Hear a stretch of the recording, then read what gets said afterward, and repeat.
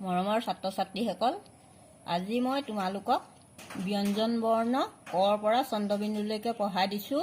তোমালোকে চাই যাবা। ক, খ, গ, ঘ, ঙ। প্ৰথম ছ, দ্বিতীয় ছ, বৰ্গীয়া জ, ঝ, ঞ। মূৰ্ধন্য ত, মূৰ্ধন্য থ, মূৰ্ধন্য দ, মূৰ্ধন্য ধ, মূৰ্ধন্য ণ। দন্ত্য ত, দন্ত্য থ, দন্ত্য দ, দন্ত্য ধ, দন্ত্য ণ। প, ফ, ব, ভ, ম। অন্ত্যস্ত জ, ৰ, ল, ৱ। তালব্য শ, মূৰ্ধন্য ষ, দন্ত্য স, হ। ক্ষীয়, দৈৰ্ঘ, ধৈৰ্ঘ্য, অন্ত্যস্ত য়।